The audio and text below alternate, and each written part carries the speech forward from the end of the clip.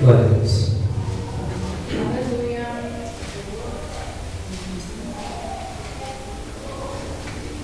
Irmãos, antes de eu estar lendo, gostaria da sua atenção um minutinho. Eu confesso que eu relutei bastante para poder não estar falando a respeito do que vou falar hoje aqui, mas por mais que eu tentasse, eu não tive outra opção. E eu quero apenas te dar um conselho nessa noite. Tudo que você for fazer na sua vida, tudo que você for falar, as atitudes que você for tomar, as suas decisões, peça orientação para Jesus antes. Aleluia. Viu? Tudo que você for fazer amanhã, segunda-feira, amanhã, talvez você já tenha projetado alguma coisa. Eu vou fazer isso, eu vou fazer aquilo, eu vou fazer assim. Ouça as orientações primeiro de Deus, para depois você tomar uma atitude. Amém, irmãos? Ou seja, foi dito isso aqui de uma maneira diferente, eu quero ressaltar de novo. Ouça as orientações de Deus. Aí sim, por mais que pareça ingênuo, se você estiver fazendo o que Deus está mandando, você pode ter certeza. Ainda que não dê certo do jeito que você quer, lá na frente você vai ver que valeu a pena. Amém, irmãos? Vamos ler o texto. 1 João, capítulo de número 4, versículo de número 7. Diz assim: Amados, amemo-nos uns aos outros, porque o amor é de Deus, e qualquer que ama é nascido de Deus, e conhece a Deus. Aquele que não ama, não conhece a Deus, porque Deus é amor. Nisto se manifestou o amor de Deus para conosco, que Deus enviou o seu Filho único, ou unigênito ao mundo, para que por ele vivamos. Nisto está o amor, não em que nós tenhamos amado a Deus, mas em que Ele nos amou e enviou o seu Filho para propiciação pelos nossos pecados. Vá para 1 João capítulo 5 agora. Capítulo 5 e o versículo de número 3. Porque esta é a caridade de Deus, ou o amor de Deus, que guardemos os seus mandamentos, e os seus mandamentos não são pesados. Pode se sentar, irmãos, por favor. Glória a Deus. Louvado seja Deus.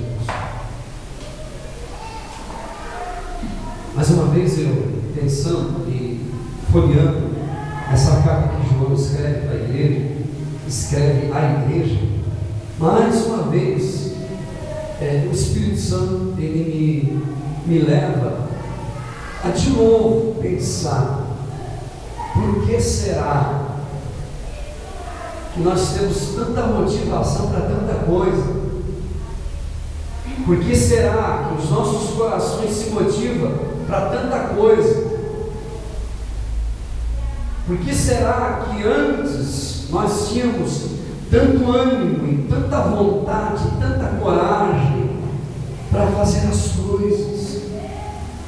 Por que será que antes, lá fora, no mundo, nós tínhamos tanta coragem e nada nos segurava para que a gente pudesse fazer nada? Nada nos impedia de estar indo e vindo e cumprindo aquilo que tanto nosso coração desejava.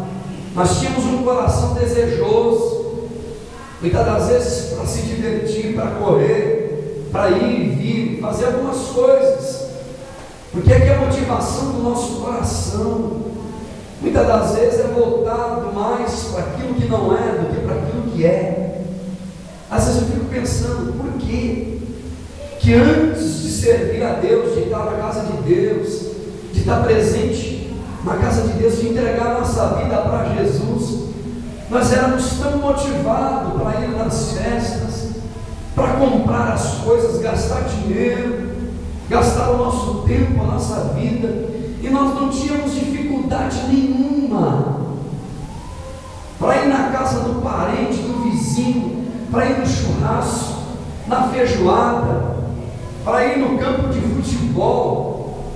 para ir namorar, para ir para pescar, para viajar. A gente faz até um pacote durante o ano inteiro e vai pagando, todo mês um valor, pode ser 1.000, 2.000, 3.000, para a gente conhecer a cidade, o país, lá no exterior. Um dia desse eu recebi uma carta dizendo para mim estar pagando todo mês.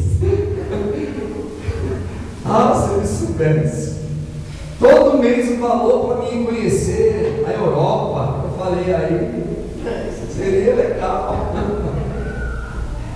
Interessante isso, que o nosso coração se motiva demais, e é capaz da gente dar com os pés pelas mãos e fazer dívidas gigantescas para viajar, para comprar carro novo, para comprar uma casa e mudar o apartamento, e comprar até o prédio inteiro, se for preciso.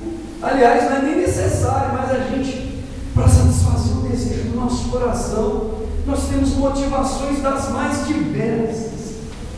Porém, quando se fala das coisas de Deus, parece que o nosso coração às vezes murcha. Eu não estou falando do teu coração, estou falando do coração de tantas pessoas. Eu não estou falando só da gente, eu estou falando de milhões e milhões de pessoas que, para as coisas de Deus, o coração parece que não tem muita motivação.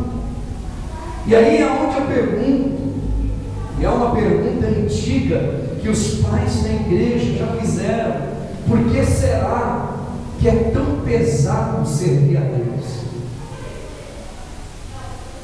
Por que será que é tão difícil servir a Deus? Hoje de novo tem culto, meu Deus. Semana que vem, terça-feira, tem culto de novo. Jesus, tem 3 dias na semana, aí eu vou me programar. Eu não sei se eu venho,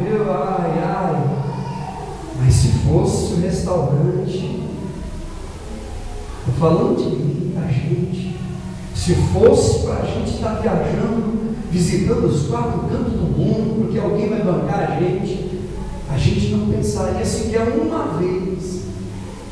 Por que pesa quando a gente fala em estar servindo a Deus, em estar investindo naquilo que é de Deus?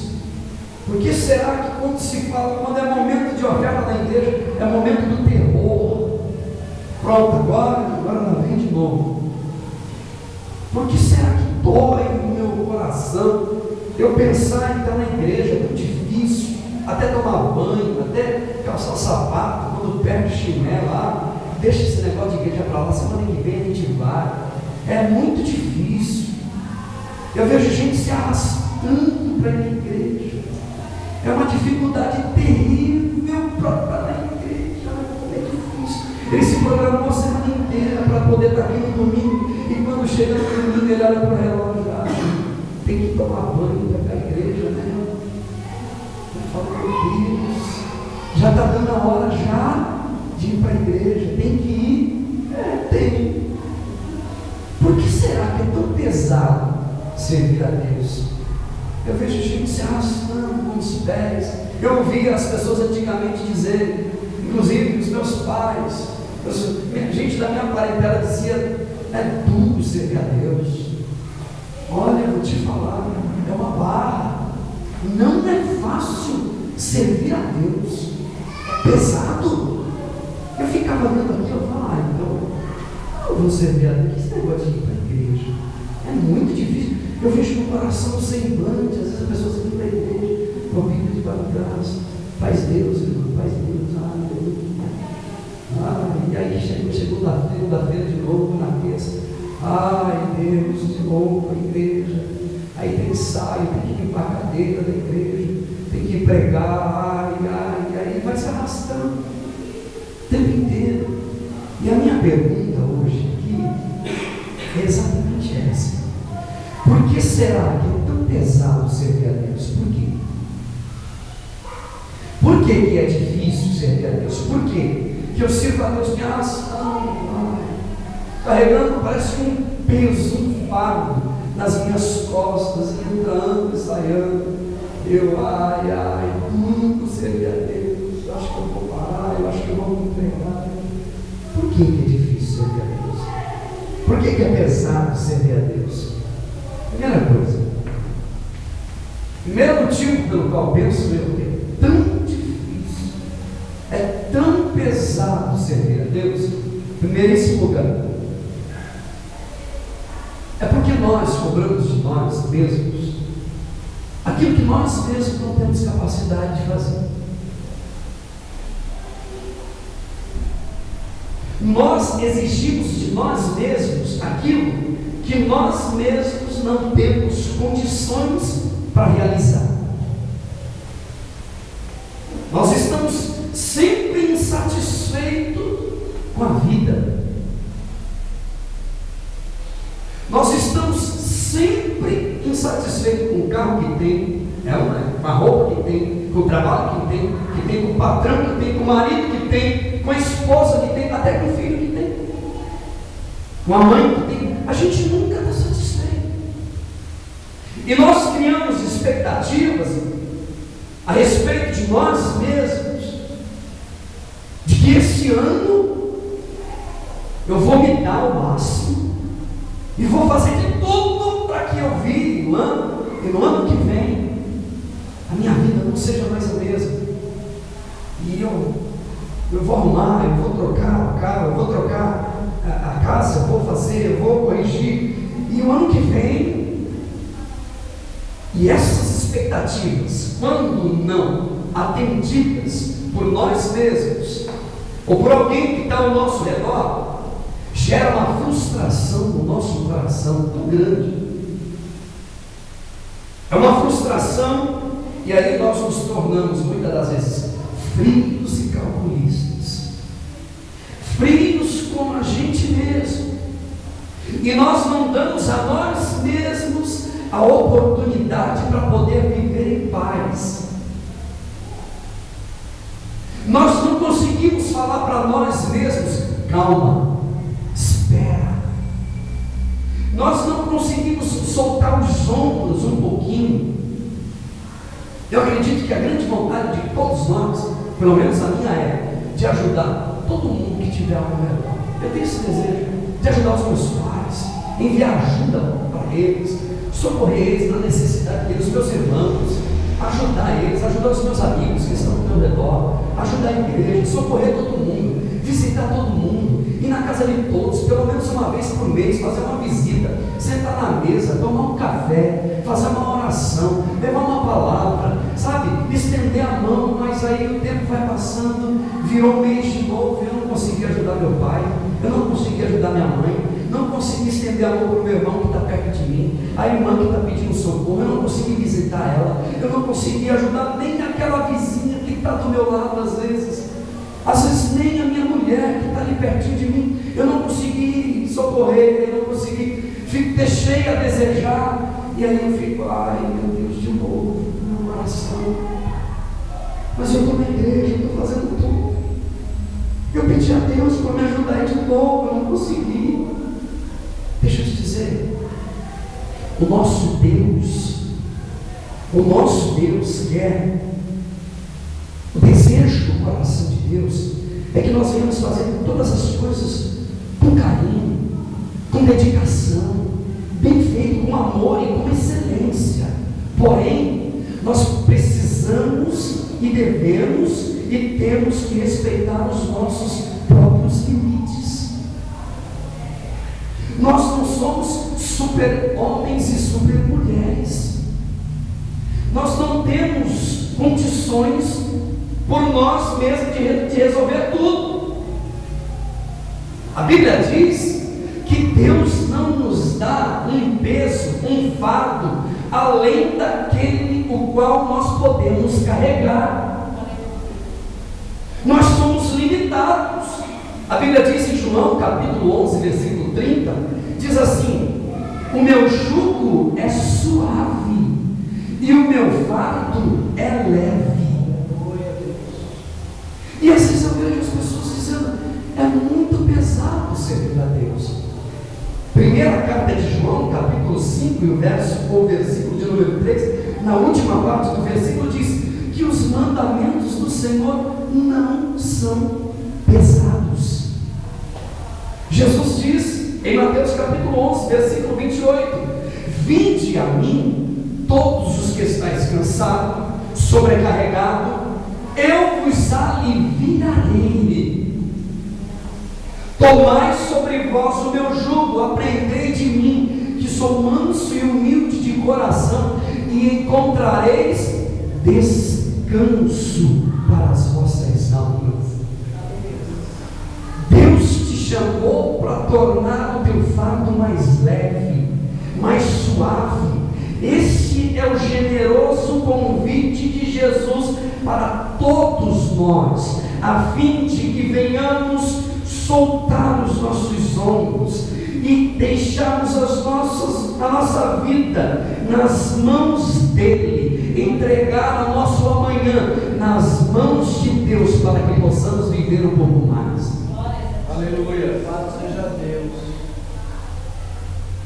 Entregar a nossa vida na mão dele e acreditar que naturalmente, com a ajuda de Deus, tudo se resolverá com o tempo. Com a ajuda de Deus. Deixa eu te dar um conselho hoje, de novo, nessa noite, meu irmão. Desacelere o teu coração. O Deus que te convidou, não te convidou para que você viva com o teu coração acelerado. Descansa em Deus, porque Deus é fiel e sabe o tempo certo de agir. Viva um dia de cada vez. Viva um momento após o outro. Dê a você mesmo a oportunidade para você ser feliz. Se desarme, pare de se autoflagelar. Entrega na mão de Deus, porque Ele sabe o que faz. Nós andamos tão acelerado que a gente deixa de ir no banheiro para resolver problema. Fica o dia inteiro, às vezes, com vontade de ir ao banheiro, ao toalete, mais chique, né? Ao toalete, para resolver problema. E para você que não sabe, isso causa doenças, enfermidades. Nós deixamos de nos alimentar na hora certa, porque tem que resolver problema, porque eu tenho que fazer, eu tenho que resolver, eu tenho que, porque senão não vai dar tempo, não vai. E a gente está tão acelerado. E às vezes nós nos culpamos até mesmo porque o marido não quer vir para a igreja, a mulher não quer entregar a vida dela para Jesus, porque o menino está nas drogas, porque a menina está se desviando, e a gente se cobra tanto.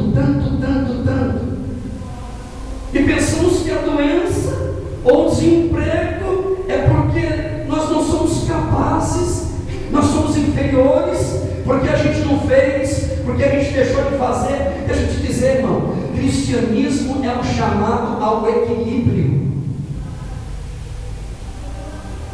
Em tudo, diz a Bíblia, tenhais moderação. Você precisa de pedir a Deus equilíbrio, domínio próprio, pedir a Deus que o Espírito Santo acalme o teu coração, acalenta a tua alma. Muitas das vezes nós deixamos de estar com a nossa própria família para ganhar mais dinheiro.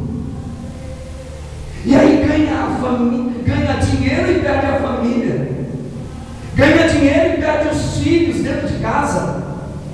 É uma ansiedade tão descontrolada que já não consegue mais viver.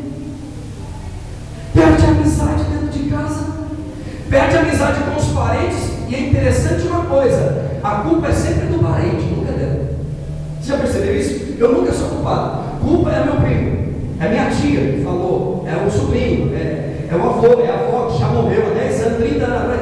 Culpada é ela, aquela velha, aquela miserável, ela que vai pagar. Jesus vai cobrar dele, eu não tenho culpa. E às vezes nós somos o culpado. A culpa é nossa.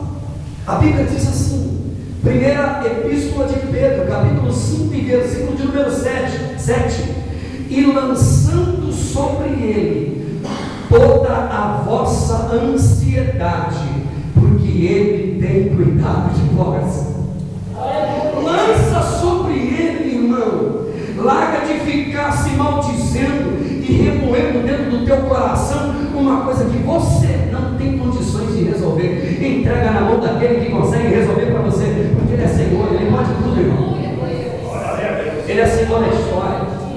A Bíblia Sagrada diz no livro dos Salmos, no capítulo Salmo de número 27, verso de número 10, ele diz assim: porque quando o meu pai e a minha mãe se esquecer de mim, diz a Bíblia Sagrada, o Senhor me acolherá. O Senhor me acolherá. Todas as suas preocupações, deixa eu te dizer, troque todas as suas preocupações por ocupações. Troque as suas preocupações por ocupações. Se ocupe em oração, se ocupe com a tua família, senta na mesa para conversar. Dizem, um dia desse eu estava ouvindo um psicólogo, o missionário Noêmia também assistindo na TV, alguns psicólogos e teólogos falando a respeito de sentar na mesa, o valor que tem um pai de família, uma mãe sentar na mesa. E dizem que na mesa não é lugar de ficar conversando. Ele diz: epa, pelo contrário, a mesa é um dos melhores lugares para você sentar com a tua família e conversar e bater um papo, porque naquela hora ele está comendo, ele está se alimentando, ele se desarma.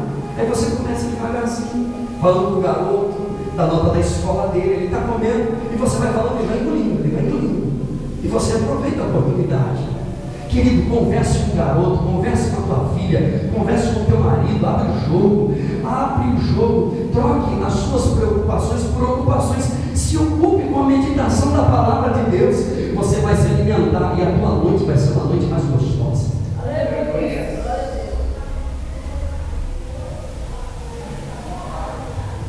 Em primeiro lugar, sabe por que servir a Deus é pesado? Porque nós cobramos demais de nós mesmos. Agora, eu não estou falando com gente que faz a obra de Deus relaxadamente. Aí, além de estar relaxado com as coisas de Deus, ele diz assim: então quer dizer que já está bom, então não preciso fazer. Não é nada disso.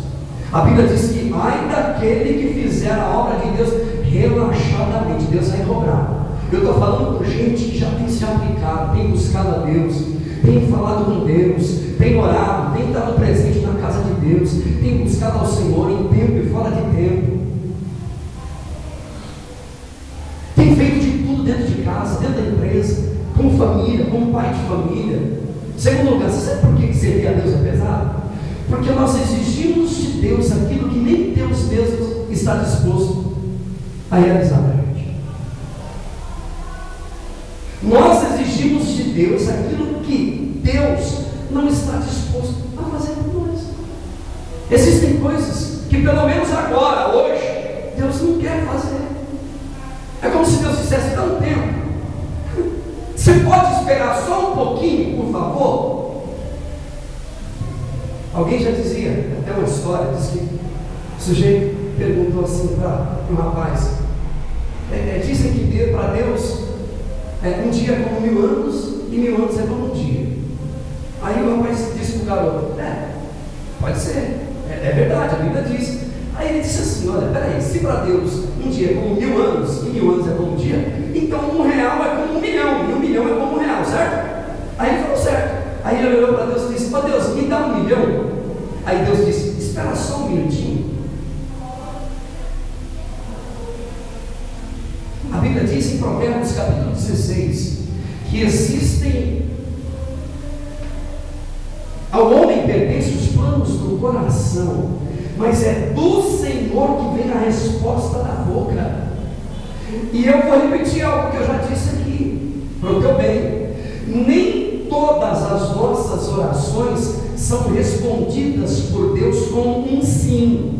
Deus ouve sim todas as nossas orações, mas nem todas elas são respondidas com um sim, porque senão você não estaria como você está. Você não estaria vivendo o que você está vivendo, que você já pediu uma resposta para Deus e Deus ainda não resolveu. Será que eu estou certo ou estou errado? Você tem orado, você tem pedido para Deus e Deus tem, às vezes, muitas das vezes, alongado o tempo, e hoje você está vivendo o que está vivendo. Mas eu tenho uma palavra para o teu coração nessa noite: descansa o teu coração em Deus. Passe o tempo que passar, a promessa que Deus fez para a tua vida se cumprirá no tempo e na hora certa determinada por Deus. Eu me lembro que Jesus estava no Getsemane orando, Mateus capítulo 26, E o versículo 40 em diante, ele vai orar. Ele diz: Pai, se for possível, ele não exige nada, ele não determina para Deus que eu tenho nada. Ele diz: se for possível, passa de mim esse cálice. Ele volta para conversar com os discípulos, estão dormindo, e ele volta para orar de novo e diz: se for possível, passa de mim esse cálice. Essa era a vontade dele. E na terceira oração ele diz assim: Pai, cumpra em mim a tua vontade, seja feita a tua e não a minha. Submeta a tua vontade à vontade de Deus, porque não tem ninguém nesse mundo que sabe o que é melhor para você do que o nosso Pai Celestial, irmão. O Senhor sabe o que é melhor para você. Eu me lembro que, segunda carta aos Coríntios, capítulo 12, Paulo está orando, pedindo a Deus uma resposta. Diz ele que tem um espinho na carne incomodando ele. Ele ora 3 vezes e a resposta de Deus para ele: Paulo, a minha graça te basta. A minha graça te basta. Por quê? Porque o meu poder se aperfeiçoa é na fraqueza. Quando você pensa que é fraco, aí é que você é forte. Quando você pensa que não consegue, a Bíblia diz em Isaías capítulo 55, irmão: os teus pensamentos não são os meus pensamentos, os teus caminhos não são os meus caminhos. Assim como o céu está mais alto que a terra, assim são os meus caminhos e os meus pensamentos mais altos que os vossos pensamentos. Assim como desce a chuva e a neve do céu, e para ela não torna, mas antes rega a terra, faz produzir e dá pão para aquele que come, semente para aquele que semeia, assim será a minha palavra, ela não voltará para mim vazia, no tempo certo, na hora certa. Descansa em Deus, porque Deus sabe o que é melhor para você. Grandes foram os números daqueles que foram pegos de joelhos no chão e levados ao Coliseu para servir de espetáculos para as pessoas. Grandes foram os números de milhares e milhões de pessoas que com o joelho no chão, pedindo a Deus livramento, foram saqueados de dentro das suas casas, e as suas casas foram incendiadas, seus filhos foram mortos. Deixa eu te dizer, irmão, nessa noite, eu quero te dizer nessa noite, Ele é o Senhor de toda a história, e só Ele sabe o que é melhor para a gente. O Senhor te ama, o Senhor te ama, Ele não te deixa sozinho, Ele é o teu Pai, Ele conhece a tua necessidade. Deixa eu dizer, Deus sabe que existem corações sinceros hoje aqui. Deus sabe que existem homens e mulheres com um coração sincero, que não tem servido a Deus por uma troca, nada disso. E você que tem servido a Deus com o teu coração inteiro em Deus, você pode ter certeza, o Senhor está te vendo, o Senhor está te olhando, o Senhor está te enxergando, e você pode confiar nele, porque vale a pena acreditar. Ele conhece a nossa necessidade. Em Mateus capítulo 6, a Bíblia Sagrada diz que Jesus ensina aos discípulos e nós a orarmos a Deus, dizendo: Pai nosso que está no céu. Por quê? Porque Ele é o nosso Pai. A Bíblia diz, primeira epístola de João, capítulo de número 3: vede quão grande amor nos concedeu o Pai, ao ponto de sermos chamados de filhos. Filhos de Deus. João capítulo 15, versículo 13 diz: ninguém tem um amor maior do que esse, ao ponto de dar a sua própria vida pelos seus amigos. Você é amigo de Deus, comprado, lavado pelo sangue do Cordeiro. Se hoje você entrou aqui nesse lugar, talvez cabisbaixo, triste, angustiado, talvez até se sentindo em falta com Deus, hoje Deus te diz que te ama, e o projeto de Deus para a tua vida não terminou, apenas está começando, se você quiser, se você deixar. Eu me lembro de Lucas capítulo de número 15, aquele garoto que foi embora da casa do pai, o filho perdido, a parábola do filho perdido, aquele que ficou dentro de casa ficou angustiado, porque ele pedia para o pai, ele estava na casa do pai, servindo ao pai há anos, e ele disse: Pai, o Senhor não me deu nada até hoje. Para o seu filho mais novo, o Senhor deu tudo, a metade da tua fazenda, e para mim o Senhor nunca me deu nada. O pai olhou para ele e disse: meu filho, tudo o que é meu é seu. Tudo o que eu tenho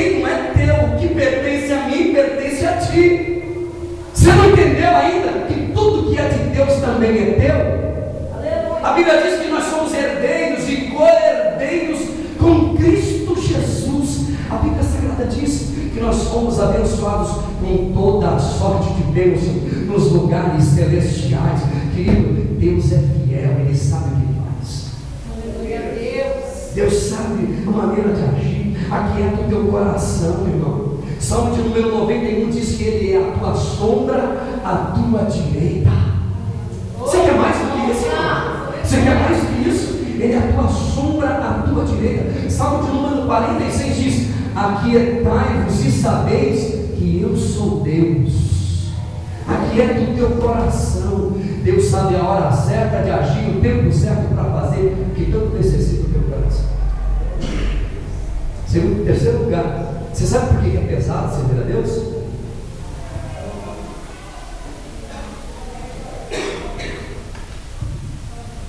Você sabe por que é pesado servir a Deus? Porque no fundo, o que nós temos é medo de Deus. A grande maioria das pessoas serve a Deus com um peso terrível nos costas, nos ombros, um fardo pesado. Sabe por quê?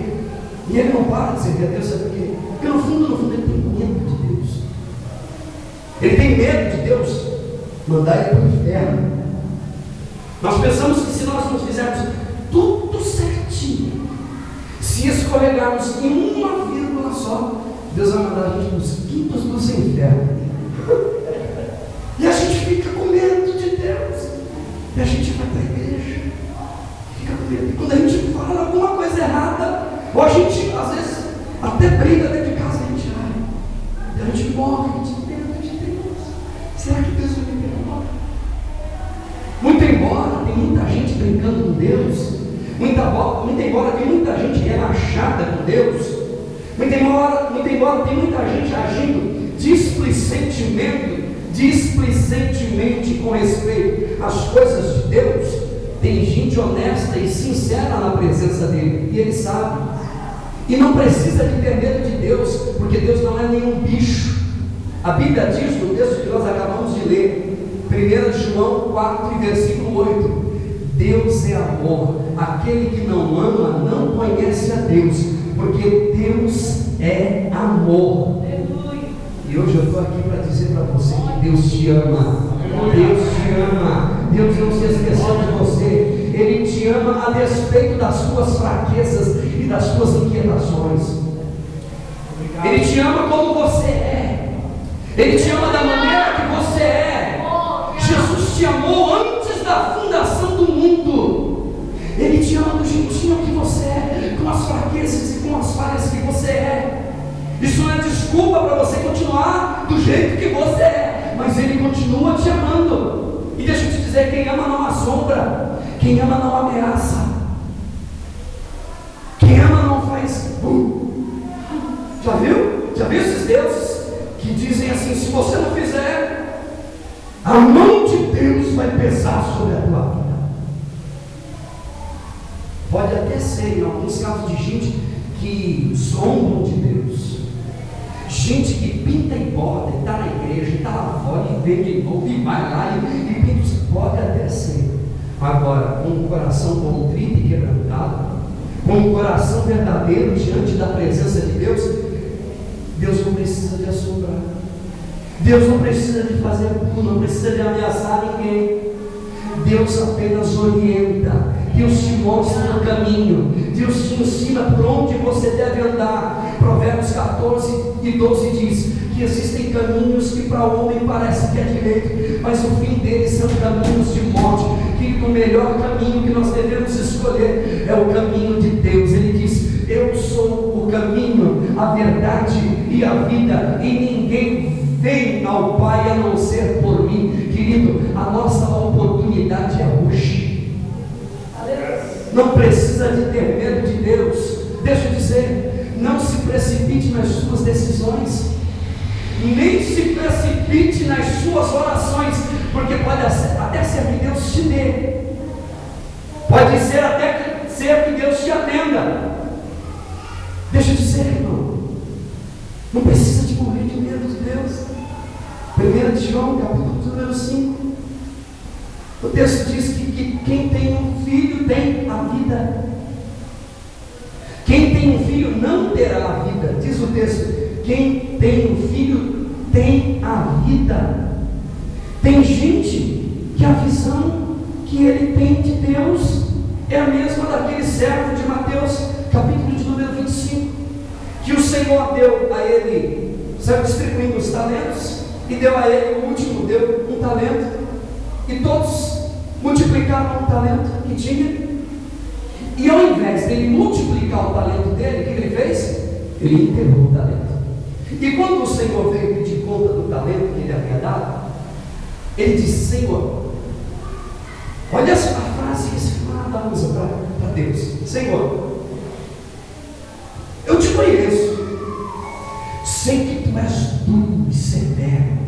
Está no texto, Mateus 25. Leia a última parte do versículo, lá na frente, não para casa você lê. Parábola dos talentos. Ele diz: eu sei que o Senhor é severo, que o Senhor colhe onde o Senhor nunca plantou, que o Senhor ceifa onde o Senhor nunca semeou, e ajunta onde nunca espalhastes. Eu sei que o Senhor é duro. Tem gente que tem essa visão de Deus, um Deus duro, que só sabe cobrar. Ler Mateus capítulo 24 para ele é um terror, que fala da vinda do Messias, do Apocalipse, que aí vem a bênção, vem a destruição, ele entra em crise, ele: não, esse Deus eu não quero, não. Leia Colossenses capítulo de número 3, versículo 4. A Bíblia Sagrada diz assim: quando Cristo, que é a nossa vida, se manifestar, então também vós vos manifestareis com Ele em glória. Essa promessa para a igreja. A Bíblia Sagrada diz em Mateus capítulo 10, versículo 28, diz assim: eu lhes dou a vida. Ele não disse eu lhes darei, ele disse eu lhes dou a vida eterna, e nunca hão de perecer. Essa segurança que nós temos que ter em Cristo, de caminharmos com Jesus. Aliás, um relacionamento de amor é exatamente isso que Deus tem para com o seu povo.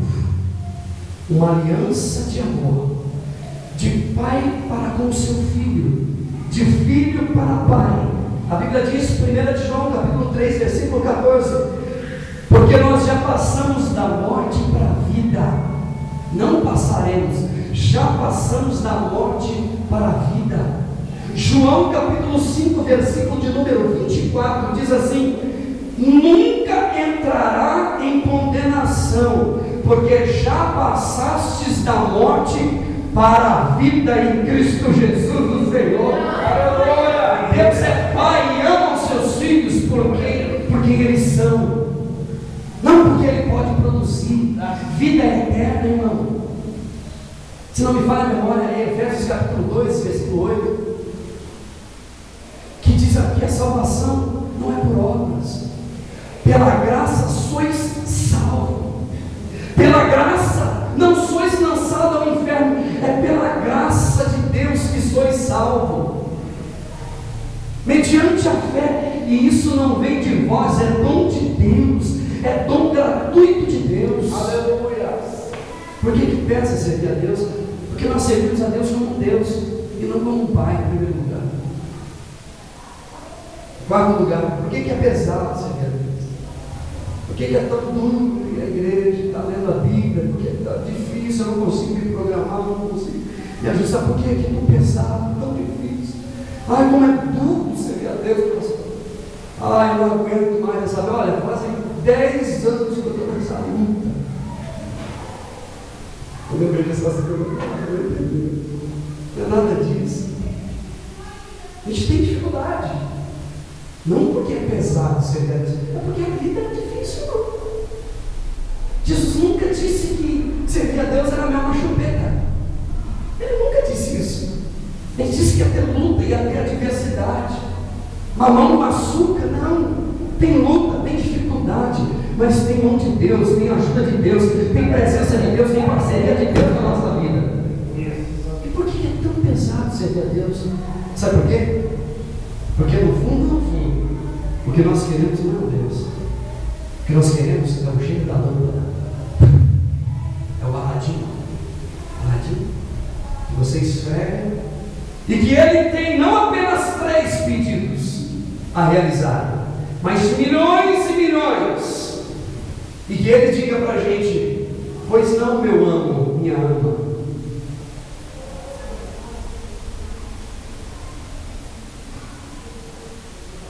Um Deus que atenda todas as nossas necessidades. Um Deus que multiplica pão, que multiplica peixe todo dia, toda hora. E eu posso cuidar das coisas. Se Ele faz isso todo dia, eu não preciso mais de orar. Eu não preciso mais me dedicar para a minha família. Eu não preciso de levantar cedo e ir à luta. Eu não preciso mais de sujar as minhas unhas para poder estar cuidando da terra, arando ela, investindo todo dia. Nós não estamos satisfeitos com Deus amigo, um Deus parceiro, um Deus presente. Nós queremos um Deus que todo dia abre mar vermelho. E não é todo dia que acontece isso. Não é todo dia que cai comida do céu. Foi só uma vez na história, irmão. Porque houve necessidade mesmo. Caiu comida do céu para todo mundo. Afinal de contas, nós não estamos satisfeitos com Deus que é amor. Por quê? Amor não enche barriga, pessoal. Já viu? Amor não enche barriga. Já viu aquele relacionamento que o sujeito ama a moça, mas ela diz: amor não enche barriga. Eu quero alguém que tenha alguma coisa para me oferecer, para me dar. E esse relacionamento tende a se romper a qualquer momento, porque nós estamos de novo pedindo a Deus de novo. E nós não estamos satisfeitos com Deus, que está aqui do nosso lado, que é a nossa sombra, que é o nosso parceiro, que é o nosso amigo, que é o nosso Senhor, e a gente fica inquieto. Isso fica pesado. Deixa eu te fazer uma pergunta: se você fosse Jesus, se você fosse Deus, presta atenção, você não resolveria hoje o problema da tua casa? Tenho certeza que sim, inclusive eu tenho maior amor do que Deus pela minha casa? Com certeza não. Deus resolve todo o problema da minha casa, todo dia, toda hora. Todo dia, todos os problemas. Se você fosse Deus, você resolveria o problema do mundo inteiro agora. Salvaria todas as pessoas. Daria dinheiro para todo mundo, carro novo, casa nova. Ajudaria todo mundo, acabava com as favelas, abria a porta de emprego para todo mundo, e curava todo mundo, libertava todo mundo. Você faria isso? Eu ajudaria. Eu ia fazer isso. Eu tenho maior amor do que Deus. Deus faz isso. Por quê? Por que Ele não faz? Para nós, o que Deus fez não é o suficiente. Por isso que pesa servir a Deus. Para nós, na nossa cabecinha miúda, não é o suficiente o que Ele fez. A cruz não basta para mim. Eu quero mais. Eu sei que tem vidas que precisam de milagre. Irmãos, a Bíblia nos ensina a sermos gratos a Deus em todo o tempo. Eu estou aqui para te dar um conselho nessa noite. Independente do problema que você está enfrentando, agradeça a Deus. Agradeça a Deus por esse menino, pelo garoto que você tem, pelo filho que você tem, pela esposa que você tem, pela saúde dos teus filhos, pela saúde do teu marido, da tua esposa, pelo trabalho que você tem ou que você não tem. Agradeça a Deus por estar vivo. Agradeça a Deus porque você tem vida em Cristo Jesus. Ele te resgatou da maldição da lei, da condenação do inferno. A Bíblia diz que havia uma cláusula que acusava eu e você. Havia uma cédula que era contra mim e você, e na cruz do Calvário foi rasgada. E hoje nós temos vida e vida com abundância. Sejamos gratos a Deus em todo o tempo, meu irmão, porque o que Ele fez, meu irmão, o que Jesus já fez por nós, não tem como pagá-lo. Grande é o Senhor, aleluia. Obrigado. Quinto lugar, eu termino. Sabe por que obedecer a Deus é pesado? Porque cristianismo é um chamado. Cristianismo é um chamado a nós abrirmos mãos do controle da nossa própria vida. Cristianismo é essencialmente um chamado a abrirmos mão do controle da nossa própria vida. E a gente não admite isso. A gente tenta controlar. Eu costumo dizer que quando nós queremos controlar aquilo que somente Deus pode controlar, perdemos o controle. Vou repetir.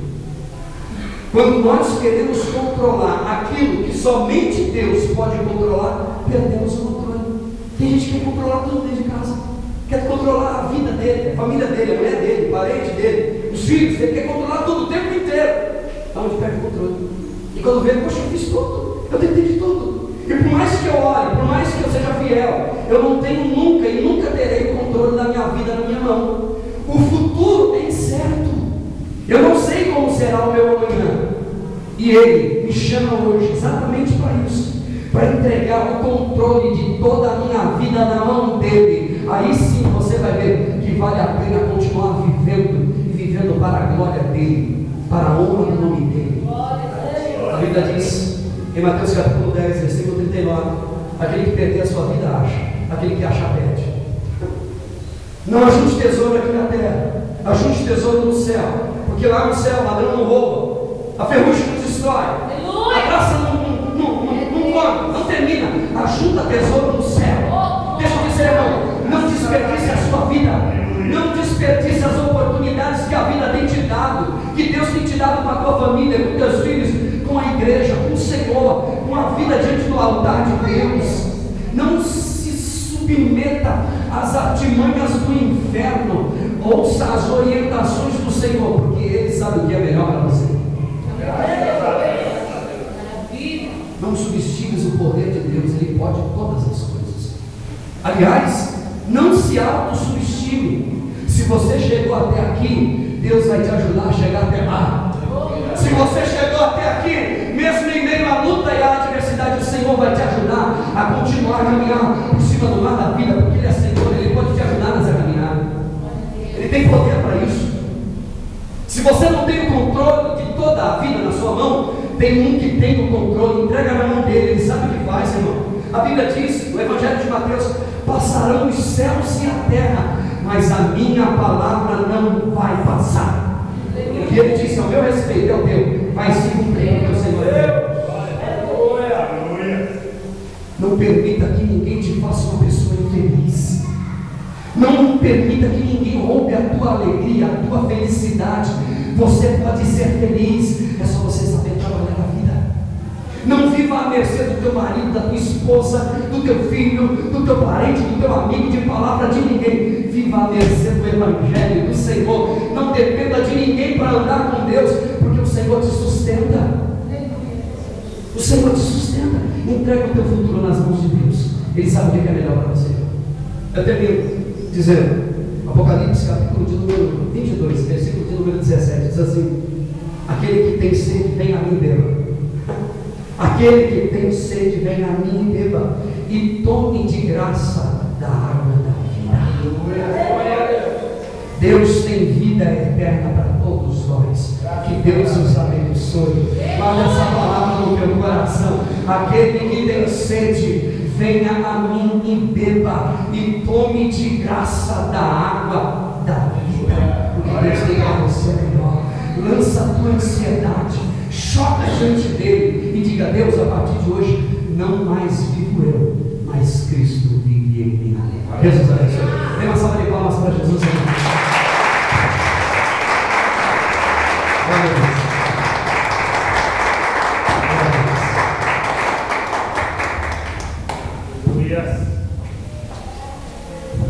Glória a Deus. Louvado seja o nome do Senhor por essa palavra, né?